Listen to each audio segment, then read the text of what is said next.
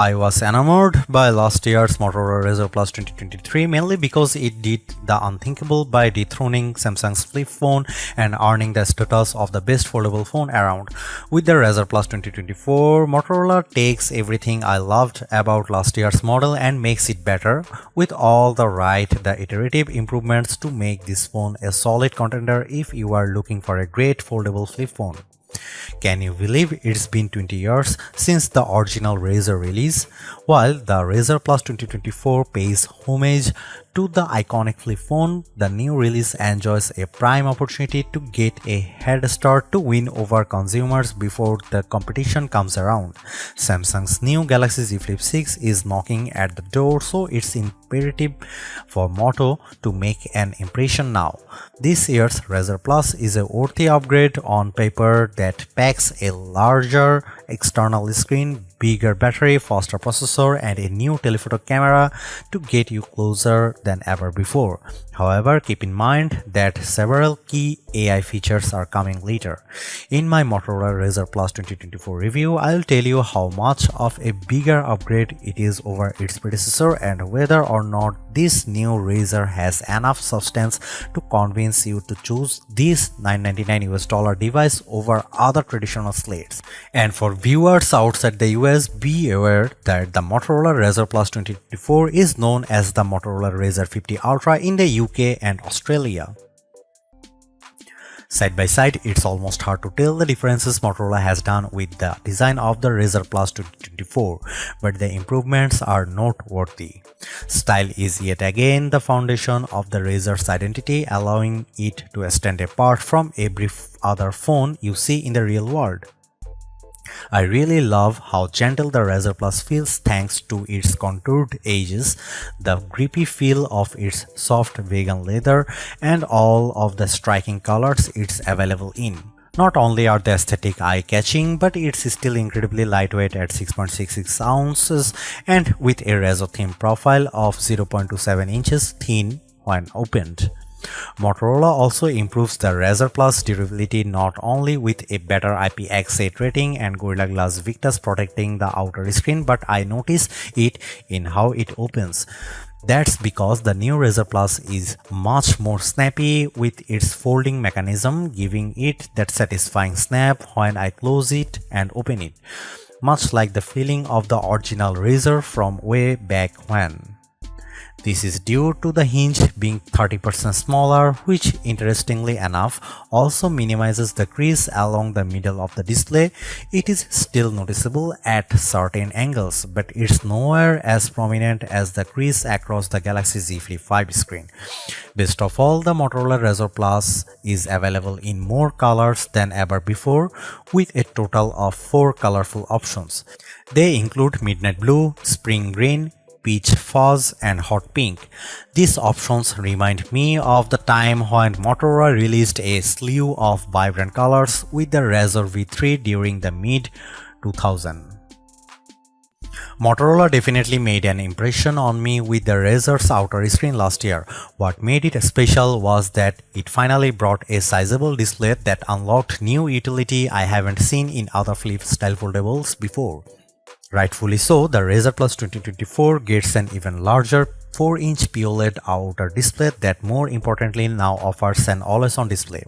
You can even customize the screen to mimic the iPhone's standby mode with different images and backgrounds when the Razr's set to a tent position.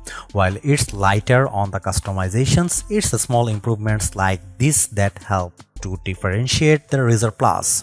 Similar to before, there is a number of widgets to choose from with the outer screen, with the ability to punch the screen to see all the panels at once. And of course, I like that I can still run full apps natively, unlike the Galaxy Z Flip 5. Thanks to the larger screen, the Razr Plus 2024 is even more suitable for capturing selfies with the better main camera, along with being able to see more details in all the apps I use. Beyond that, the extra real estate also makes typing a bit easier than before. Opening up the phone reveals its 6.9-inch Full HD Plus POLED display. Out of the box, the colors look a bit more muted than I'd like, so I recommend switching the display setting to vivid for better color saturation. There is still a protective screen cover over the display, but now it extends all the way to the edges to make things look more discreet.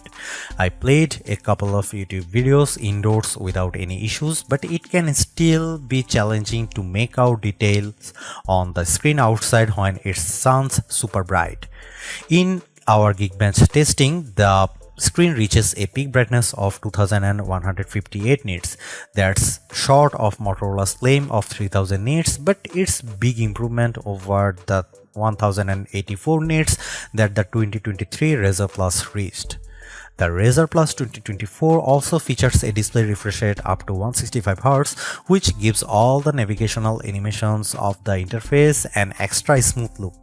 However, it's a dynamic refresh rate that will adjust depending on what I am doing on the phone. While this helps to optimize the battery, I wish there was an option to lock onto that 165Hz refresh rate at all times. I have been asking for telephoto cameras in more flip phones, and while the Razr Plus 2024 makes this a reality, it requires a compromise. On one hand, I am stoked that the main camera has been upgraded to a beefier 50 megapixel sensor, but Motorola ditches the ultra-wide camera in favor of a 50 megapixel telephoto camera with 2x optical zoom. So what's the big deal? Well, I really found the ultra-wide camera of last year's Razr Plus handy for blogging and self-recording because of its wider field of view, and its omission to noticeable because the main camera's field of view is narrow. As a result, only my upper torso is visible when I'm vlogging, and it's nowhere as good when it comes to getting another person in the shot with me. I think omitting the ultra-wide camera is a missed opportunity because the Razr Plus 2024 would have made for a more compelling arrangement if Moto kept it and leveraged pixel binding with the main camera to deliver a 2x optical quality zoom. In theory, it would deliver the same package as the triple camera system we get in many flagship phones. Despite that, the camera app gets its share of changes as well, including a neo camcorder that can shoot vertical or horizontal videos while in this mode. Another change pertains to photo booth, which now works on both the internal and external cameras. Here are some camera samples of Motorola Razr Plus 2024.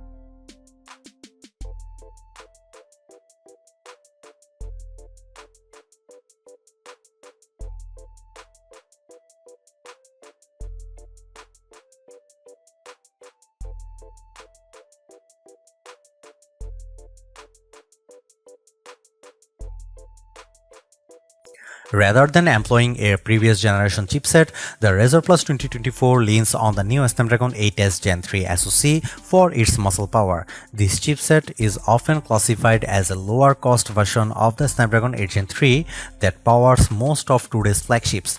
Paired with its 165Hz refresh rate, everyday action on the Razr are fluid and responsive.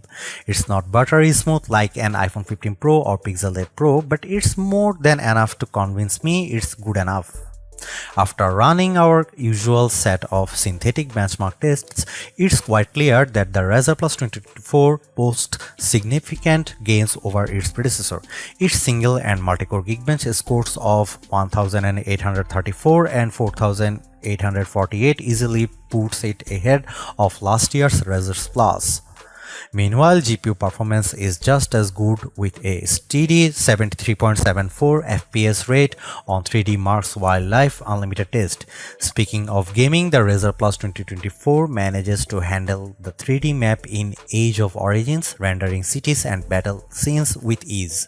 I do like that I have access to gaming toolkit while running my games, which lets me set it to a turbo mode to devote as many of the resources to the game as possible. The Snapdragon 8s Gen 3 is also able to juggle two apps simultaneously in split mode without any hiccups, but with so much available, I just wish it was able to save more split screen apps in memory to give me better multitasking using several apps, similar to how Open Canvas works with the OnePlus Open. Regardless of this, the overall performance of the Razr Plus 2024 is on par with any other flagship I have reviewed this year. Even though I wish the phone was launching with its suite of Moto AI features, I still think that the Motorola Razr Plus 2024 is in a good position because of all the iterative improvements found throughout. It maintains the same stylish looks that has made the Razr one of the most attractive foldable phones around, while adding a bigger outer screen, much longer battery life, faster charging, and camera performance improvements. What I like even more is the fact that the Razr Plus price remains unchanged at $999 US, which should give Samsung and everyone else something to worry about. The only disappointment I have is Motorola choosing to ditch the ultra-wide camera in favor of a dedicated telephoto lens, more so when the main camera's full resolution snapshots rival the quality of the optical zoom lens. Apart from that, the Razr Plus 2024 is a delightful flip foldable that's worth a look without much compromise in its package.